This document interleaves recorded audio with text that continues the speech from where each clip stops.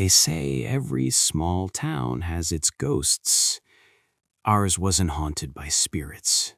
It was haunted by memories. And most of them wore your name. Have you ever loved someone so deeply that their absence became a presence? This is that story. I grew up in one of those forgotten corners of America, somewhere off Interstate 40. The Sunrise Diner on Main Street always smelled like burnt coffee. That Budweiser neon sign flickered outside the Starlight Motel every night. And the same faces nodded at Earl's Gas and Go like clockwork. But the summer you left, even the wind stopped feeling familiar. You were my first real what if. We met when I was 17, you 18. You'd drive that old 98 Chevy Silverado out past Miller's Lake at midnight, where the water looked like black glass and the stars made promises they never kept. He said we'd leave this town together one day.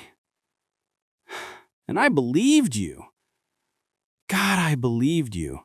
But then came the letter. One envelope. Columbia University logo in the corner. I got into NYU. Full scholarship. I'm leaving next week. You didn't ask me to come. You just decided. The night before you left, we sat on your truck hood in silence. You cried. I didn't.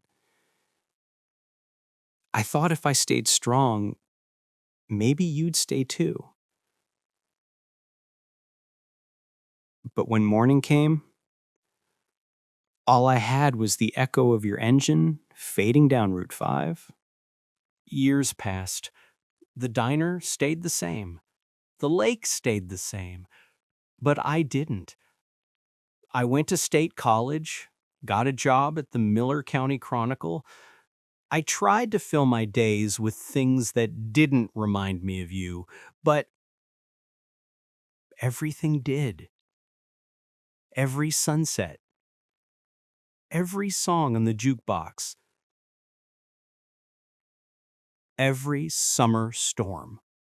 Then one day, 8 years later, on a random Thursday in October, you walked back into the diner, hair shorter, designer coat, but those eyes, exactly the same. You smiled like no time had passed, like you hadn't left me with nothing but memories. We sat in that same booth. You told me New York had been everything you dreamed of until it wasn't. Then you asked, "Do you ever think we made a mistake?" And I laughed. Not because it was funny, but because I'd asked myself that question every night for 8 years. I told you, you were never my mistake. You were my lesson. Silence fell between us. Heavy, but not cruel. And for the first time, I realized I didn't need you to stay, because I had finally learned how to. You finished your coffee. You smiled that same quiet smile I fell in love with. And when you left this time, I didn't chase after you. I just watched you disappear into the sunset, the same way you had years ago.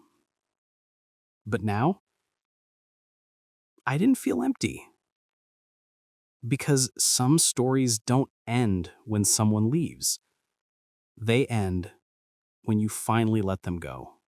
If this story touched you, if you've ever been the one who stayed behind, drop a comment below.